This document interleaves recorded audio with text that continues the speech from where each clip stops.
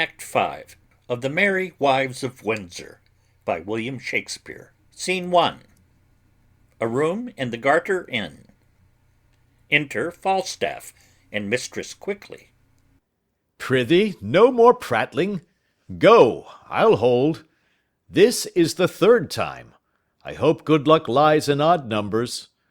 Away I go. They say there is divinity in odd numbers, either in nativity, chance, or death. Away! I'll provide you a chain, and I'll do what I can to get you a pair of horns. Away, I say, time wears. Hold up your head and mince. Exit Mistress Quickly. Enter Ford. How now, Master Brooke? Master Brooke, the matter will be known tonight, or never. Be you in the park about midnight, at Herne's Oak, and you shall see wonders. Went you not to her yesterday, sir, as you told me you had appointed? I went to her, Master Brooke, as you see, like a poor old man. But I came from her, Master Brooke, like a poor old woman. That same knave Ford, her husband, hath the finest mad devil of jealousy in him, Master Brooke, that ever governed frenzy. I will tell you, he beat me grievously, in the shape of a woman. For in the shape of man, Master Brooke, I fear not Goliath with a weaver's beam, because I know also life is a shuttle. I am in haste. Go along with me. I'll tell you all, Master Brooke. Since I plucked geese, played truant, and whipped top, I knew not what 'twas to be beaten till lately. Follow me. I'll tell you strange things of this knave Ford, on whom tonight I will be revenged, and I will deliver his wife into your hand. Follow. Strange things in hand, Master Brooke. Follow. Exeunt. Act 5, Scene 2. Windsor Park. Enter Page, Shallow, and Slender. Come, come, we'll couch in the castle ditch till we see the light of our fairies. Remember, son Slender, my daughter. Ay, forsooth, I have spoke with her, and we have a nay word how to know one another. I come to her in white, and cry, Mum. She cries, Budget, and by that we know one another. That's good too. But what needs either your mum or her budget? The white will decipher her well enough. It hath struck 10 o'clock. The night is dark, light and spirit will become it well. Heaven prosper our sport. No man means evil but the devil, and we shall know him by his horns. Let's away, follow me. Exeunt. Act 5, Scene 3. A street leading to the park. Enter Mistress Page, Mistress Ford, and Dr. Caius. Master Doctor, my daughter is in green. When you see your time, take her by the band, away with her to the deanery, and dispatch it quickly. Go before into the park. We two must go together. I know what I have to do. Adieu. Fare you well, sir. Exit Dr. Caius. My husband will not rejoice so much at the abuse of Falstaff as he will chafe at the doctor's marrying my daughter. But 'tis no matter. Better a little chiding than a great deal of heartbreak. Where is Nan now and her troop of fairies, and the Welsh devil Hugh? They are all couched in a pit hard by Herne's Oak, with obscured lights, which, at the very instant of Falstaff's and our meeting, they will at once display to the knight. That cannot choose but amaze him. If he be not amazed, he will be mocked. If he be amazed, he will every way be mocked. We'll betray him finely. Against such lewdsters in their lechery, those that betray them do no treachery. The hour draws on. To the oak! To the oak! Exeunt. Act 5, Scene 4. Windsor Park. Enter Sir Hugh Evans, disguised, with others as fairies. Trib, trib, fairies, come, and remember your parts. Be bold, I pray you. Follow me into the pit. And when I give the watchwords, do as I bid you. Come, come, trib, trib. Exeunt. Act 5, Scene 5. Another part of the park. Enter Falstaff, disguised as Herne. The Windsor bell hath struck 12. The minute draws on. Now the hot-blooded gods assist me. Remember, Jove, thou wast a bull for thy Europa. Love set on thy horns. Oh, powerful love, that in some respects makes a beast a man, in some other a man a beast. You were also, Jupiter, a swan for the love of Leda. O omnipotent love! How near the god drew to the complexion of a goose! A fault done first in the form of a beast. O Jove, a beastly fault! And then another fault in the semblance of a fowl. Think on it, Jove, a foul fault. When gods have hot backs, what shall poor men do? For me, I am here a Windsor stag, and the fattest, I think, in the forest. Send me a cool rut time, Jove, or who can blame me to piss my tallow? Who comes here? My doe? Enter Mistress Ford and Mistress Page. Sir John, art thou there, my dear, my male dear? My doe with the black scut! Let the sky rain potatoes! Let it thunder to the tune of greensleeves, hail-kissing comfits, and snow eringos. Let there come a tempest of provocation, I will shelter me here. Mistress Page is come with me, sweetheart. Divide me like a bribe buck, each a haunch. I will keep my sides to myself, my shoulders for the fellow of this walk, and my horns I bequeath your husbands. Am I a woodman? Ha! Speak I like Herne the hunter? Why, now is Cupid a child of conscience, he makes restitution. As I am a true spirit, welcome! Noise within. Alas, what noise? Heaven forgive our sins! What should this be? Away! Away! Away! They run off. I think the devil will not have me damned, lest the oil that's in me should set hell on fire. He would never else cross me thus. Enter Sir Hugh Evans, disguised as before, Pistol as Hobgoblin, Mistress Quickly, and Page, and others as fairies, with tapers. Fairies, black, grey, green, and white, you moonshine revellers in shades of night, you orphan heirs of fixed destiny, attend your office and your quality. Cry a hobgoblin, make the fairy oyas. Elves, list your names. Silence, you airy toys. Cricket, to Windsor chimneys shalt thou leap, where fires thou find'st unraked and hearths unswept. There pinch the maids as blue as bilberry. Our radiant queen hates sluts and sluttery. They are fairies. He that speaks to them shall die. I'll wink and couch. No man their works must eye. Lies down upon his face. Where's Bede? Go you, and where you find a maid that, ere she sleep, has thrice her prayers said, raise up the organs of her fantasy. Sleep she as sound as careless infancy. But those as sleep and think not on their sins, pinch them, arms, legs, backs, shoulders, sides, and shins. About, search Windsor Castle, elves within and out. Strew good luck oufs on every sacred room, that it may stand till the perpetual doom. And state as wholesome as in state 'tis fit, worthy the owner and the owner it. The several chairs of order look you scour, with juice of balm and every precious flower. Each fair instalment coat and several crest, with loyal blazon evermore be blessed. And nightly meadow fairies look you sing, like to the goddess compass and a ring. The expressure that it bears, green let it be, more fertile fresh than all the field to see. And on each swaki mali pense right, in emerald tufts flowers, purple, blue, and white. Let sapphire, pearl, and rich embroidery, buckled below fair knighthood's bending knee. Fairies use flowers for their charactery. Away disperse. But till 'tis 1 o'clock, our dance of custom round about the oak of Herne the Hunter, let us not forget.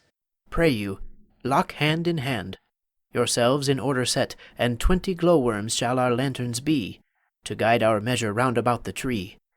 But stay, I smell a man of Middle Earth. Heavens defend me from that Welsh fairy, lest he transform me to a piece of cheese. Vile worm, thou wast o'erlooked even in thy birth. With the trial fire touch me his finger end. If he be chaste, the flame will back descend, and turn him to no pain. But if he start, it is the flesh of a corrupted heart. A trial, come. Come, will this wood take fire? They burn him with their tapers. Oh, oh, oh! Corrupt, corrupt, and tainted in desire. About him, fairies, sing a scornful rhyme, and as you trip, still pinch him to your time. Fie on sinful fantasy, fie on lust and luxury. Lust is but a bloody fire, kindled with unchaste desire, fed in heart whose flames aspire, as thoughts do blow them higher and higher. Pinch him, fairies, mutually, pinch him for his villainy. Pinch him and burn him and turn him about, till candles and starlight and moonshine be out. During this song they pinch Falstaff. Dr. Caius comes one way and steals away a boy in green. Slender another way, and takes off a boy in white. And Fenton comes and steals away Anne Page. A noise of hunting is heard within. All the fairies run away. Falstaff pulls off his buck's head and rises. Enter Page, Ford, Mistress Page, and Mistress Ford. Nay, do not fly. I think we have watched you now. Will none but Herne the Hunter serve your turn? I pray you come, hold up the jest no higher. Now, good Sir John, how like you Windsor wives?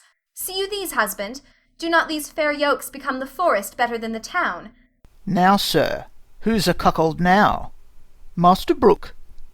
Falstaff's a knave, a cuckoldy knave. Here are his horns, Master Brooke.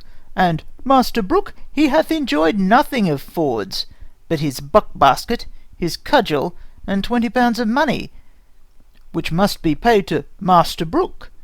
His horses are arrested for it, Master Brooke. Sir John, we have had ill luck. We could never meet. I will never take you for my love again, but I will always count you my dear. I do begin to perceive that I am made an ass. Ay, and an ox too. Both the proofs are extant.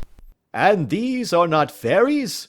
I was 3 or 4 times in the thought they were not fairies, and yet the guiltiness of my mind, the sudden surprise of my powers, drove the grossness of the foppery into a received belief, in despite of the teeth of all rhyme and reason, that they were fairies. See now how wit may be made a jackalent, when 'tis upon ill employment. Sir John Falstaff, serve Got, and leave your desires, and fairies will not pince you. Well said, Fairy Hugh. And leave your jealousies too, I pray you. I will never mistrust my wife again, till thou art able to woo her in good English. Have I laid my brain in the sun and dried it, that it wants matter to prevent so gross overreaching as this? Am I ridden with a Welsh goat, too? Shall I have a coxcomb of frieze? 'Tis time I were choked with a piece of toasted cheese. Cease is not good to give putter. Your belly is all putter. Cease and putter. I have lived to stand at the taunt of one that makes fritters of English. This is enough to be the decay of lust and late walking through the realm. Why, Sir John, do you think, though we would have the virtue out of our hearts by the head and shoulders, and have given ourselves without scruple to hell, that ever the devil could have made you our delight? What, a hodge pudding? A bag of flax? A puffed man? Old, cold, withered, and of intolerable entrails? And one that is as slanderous as Satan. And as poor as Job? And as wicked as his wife. And given to fornications, and to taverns and sack, and wine and metheglins, and to drinkings and swearings and starings, pribbles and prabbles. Well, I am your theme. You have the start of me. I am dejected. I am not able to answer the Welsh flannel. Ignorance itself is a plummet o'er me. Use me as you will. Marry, sir, we'll bring you to Windsor to one Master Brooke, that you have cozened of money, to whom you should have been a pander. Over and above that you have suffered, I think to repay that money will be a biting affliction. Yet be cheerful, knight. Thou shalt eat a posset tonight at my house, where I will desire thee to laugh at my wife, that now laughs at thee. Tell her Master Slender hath married her daughter. Aside. Doctors doubt that. If Anne Page be my daughter, she is by this Dr. Caius' wife. Enter Slender. Whoa, ho, ho, Father Page. Son, how now, son? Have you dispatched? Dispatched. I'll make the best in Gloucestershire know on't. Would I were hanged, else. Of what, son? I came yonder at Eton to marry Mistress Anne Page, and she's a great lubberly boy. If it had not been in the church, I would have swinged him, or he should have swinged me. If I did not think it had been Anne Page, would I might never stir, and 'tis a postmaster's boy. Upon my life, then, you took the wrong. What need you tell me that? I think so, when I took a boy for a girl. If I had been married to him, for all he was in women's apparel, I would not have had him. Why, this is your own folly. Did not I tell you how you would know my daughter by her garments? I went to her in white, and cried Mum, and she cried Budget, as Anne and I had appointed. And yet it was not Anne, but a postmaster's boy. Good George, be not angry. I knew of your purpose, turned my daughter into green, and indeed she is now with the doctor at the deanery, and there married. Enter Dr. Caius.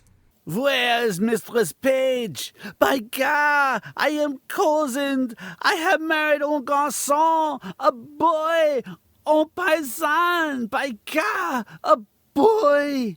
It is not Anne Page. By God, I am cozened. Why, did you take her in green? Aye, by God, and 'tis a boy. By God, I'll raise all Windsor. Exit. This is strange. Who hath got the right, Anne? My heart misgives me. Here comes Master Fenton. Enter Fenton and Anne Page. How now, Master Fenton? Pardon, good father. Good my mother, pardon. Now, mistress, how chanced you went not with Master Slender? Why went you not with Master Doctor Maid? You do amaze her. Hear the truth of it. You would have married her most shamefully, where there was no proportion held in love. The truth is, she and I, long since contracted, are now so sure that nothing can dissolve us. The offence is wholly that she hath committed, and this deceit loses the name of craft, of disobedience, or unduteous title, since therein she doth evitate and shun 1,000 irreligious cursed hours, which forced marriage would have brought upon her. Stand not amazed, here is no remedy. In love the heavens themselves do guide the state, money buys lands, and wives are sold by fate. I am glad, though you have taken a special stand to strike at me, that your arrow hath glanced. Well, what remedy? Fenton, heaven give thee joy. What cannot be eschewed must be embraced. When night dogs run, all sorts of deer are chased. Well, I will muse no further. Master Fenton, heaven give you many, many merry days. Good husband, let us every one go home, and laugh this sport o'er by a country fire, Sir John and all. Let it be so. Sir John, to Master Brooke you shall yet hold your word, for tonight he shall lie with Mistress Ford. Exeunt. End of the Merry Wives of Windsor by William Shakespeare.